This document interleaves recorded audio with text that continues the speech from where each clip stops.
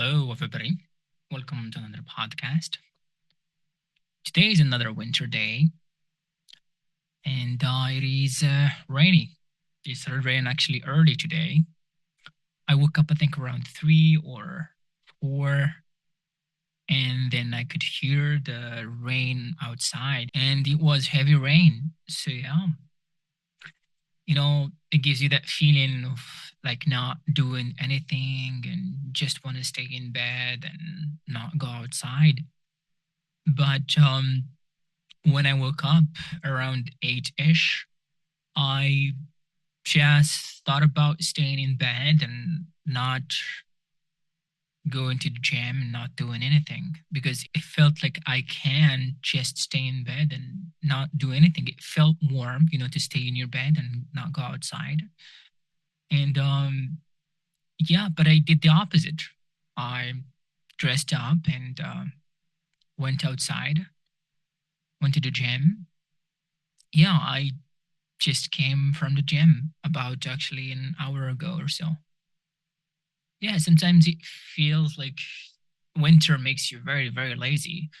But I think if you pick up a habit, like if you just start, do something continuously, like I don't care, it's okay, it's raining, I can just go outside, do my things.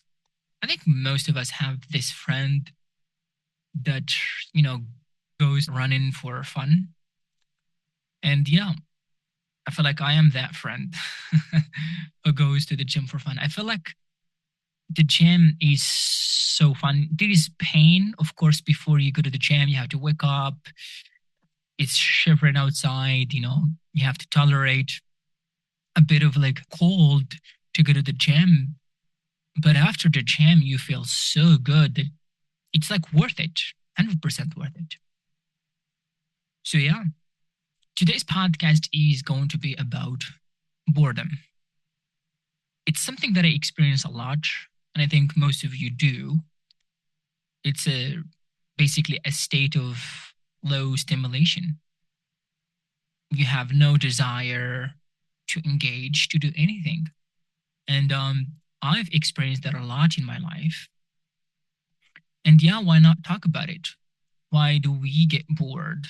Most of the time, I mean, you are at school or at work, you are in this meeting, and the manager or the teacher is talking and talking and talking, and you're like, when is this guy going to stop? This is endless, and you feel like you start to yawn, and your attention is like very, very low, and you don't see any point in whatever they're doing, right? And yeah, and you just want to change, you just want to go, you just want to leave the place. And I've experienced that myself, and I felt terrible, you know. And the interesting thing about boredom is that, like, they tell you these are like patterns of behavior. If someone gets bored listening to a particular podcast, or like my podcast, for example, or a lesson, there is something that is making people sleep. It's not engaging, it's not interesting enough, it's not stimulating, right? So, yeah, there is something flawed about what people do that makes other get bored. Although some people get bored more than others. But generally speaking, if like 50% of the population gets bored when they listen to a podcast, there is an argument there. It must be not interesting. It must be like a dull lecture that just leads you nowhere, right? Or there is nothing that has meaning or stimulating, so to speak. Of course, there are types of boredom. There is the indifferent boredom where you're like, calm, slightly disengaged. You're in the classroom and you're like peeking out of the window, or like you're daydreaming. That's boredom. There is the color burden boredom. This is where you are restless or distracted and you are unsure what to do next. It again happens a lot in meetings, right? Like, I don't know what to do right now. There is the searching boredom. Here, you just can't stop looking for something interesting to do or something stimulating. So you get bored all the time. This is when you scroll in social media and just check reels all the time. This is some kind of boredom. There is the reactant boredom. This is when you are frustrated and also irritated about something, right? And you have this desire to just escape the situation. This is often linked to like rule heavy or like controlling environments to want you to do certain things a certain way. And you just don't like that. You get frustrated. You're like, oh my God, I'm being chained. I gotta let my creative spark out. And the last type of boredom is the apathetic boredom. This is the most serious kind of boredom. Here, you have low energy, you are not motivated. Sometimes this is linked to depression. So, like, you're depressed and you get bored and you just can't find meaning in life, right? This is the last and again the most dangerous boredom. So, you have to understand what happens when you are bored. Your dopamine levels drop drastically. So when your dopamine level drops, like you can't find anything to do. And you always try to crave novelty and stimulation. You can find something interesting to do because your dopamine is low. And there is something interesting about boredom is that most of the inventions in history were probably invented because people were bored. Because if you think about it, boredom leads to creativity and risk taking and also impulsive behavior. And most of the inventions that we have are done by very creative people or people that took risks and people that are impulsive.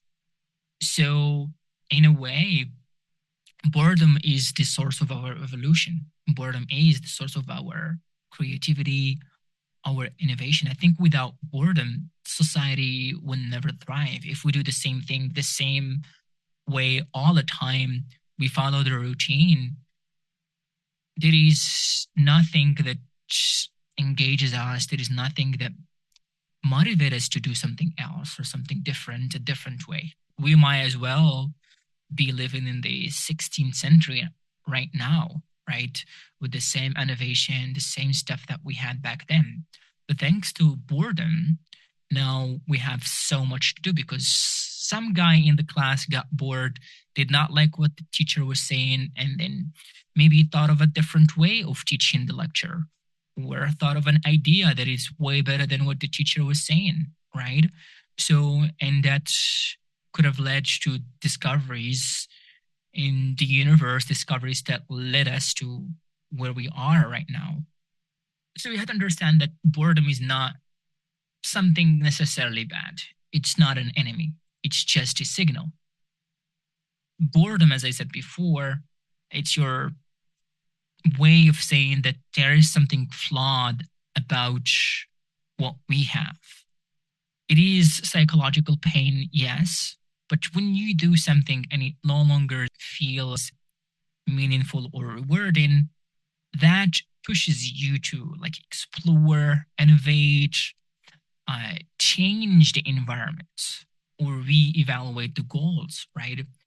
And if people are just constantly not bored and following the same things again and again, there is nothing that gets invented, nothing that gets discovered, and people are going to stay in this constant state of routine, state of doneness, and nobody can get out of. But thankfully, we're not robots and we get bored, and that's what helped humans avoid stagnation. We always have novelty, we always have progress, we always have change. So, as I said before, boredom is strongly linked to creativity. There are a lot of studies that show people who do boring tasks often perform better on creative tasks afterward. Boredom, in a way, encourages divergent thinking. Also, daydreaming during boredom helps idea generation. Like you start, I remember like when you are going to school or you have like a boring lecture and you start to daydream, you'll find ideas that are better than what you have in the class or whatever thing that you are engaged in. I don't know how to pose the question to you. Boredom is do you think boredom is strongly linked to creativity? Do you get bored a lot? Can you link that with your creative spark? Do you think you are more creative when you are bored? Yeah, or do you know any person that gets bored a lot, but they are the most creative person? Do you know? So yeah, it's interesting. All right, now let's talk about boredom in learning and classrooms. This is this is actually my problem. Sometimes I feel like students get really bored when tasks are too easy or tasks are too hard. They get like overloaded, or learners lack some kind of autonomy, or they feel that the material is not relevant to them, right? So, in a way, if you want to engage your students, just make the lesson not too easy, not too difficult, something with some kind of structure and also relevant to what they're studying, right? They have to have a goal on what they're learning. Like, you're going to learn this because this is going to help you do this. If you learn the ED pronunciation, you are going to pronounce better. If you learn this particular lesson, it's going to help you with this and that. In the future, you will not be making mistakes. And actually find out that observational teaching is actually more interesting than that. You teach the class, you have like a communication class, you observe what's missing in the class, what's being repeated as a mistake, and then you do like a reactional lesson, right? You teach what's missing, you fill a certain gap. And I feel like the students engage more with lessons like that than with lessons that they don't really care about. Students oftentimes they want to learn about something that they are making mistakes in, not in something they probably are okay with. So, yeah, although boredom can be healthy, but it can also be dangerous. So, chronic boredom, for example, is linked to risky behavior or addiction or aggression or maybe poor academic performance. If you're bored all the time in class, you may not be able to perform well or not succeed. You will fail the tests, right? So, too much of a thing is always bad. But temporary boredom is obviously healthy and, of course, it's necessary. So, boredom and meaning. One of the strongest predictors of boredom is lack of meaning. There is no meaning or not lack of activity. So you are more bored folding papers than building something, memorizing lists than solving problems, obeying rules than making choices. There is this fascinating paradox about boredom. People fear boredom, yet boredom is what often leads to the most meaningful changes in life. Kind of interesting, right? You don't want to be bored, but at the same time, boredom is what led us to where we are right now. So yeah, tell me what you think about boredom. Do you see it as a flaw in our nature? Or it's more of like a thing that we must have. Everyone should have a little bit of boredom in their life to be creative, right? So yeah, hopefully today's podcast was interesting. Until then, have a good rest of the day and bye.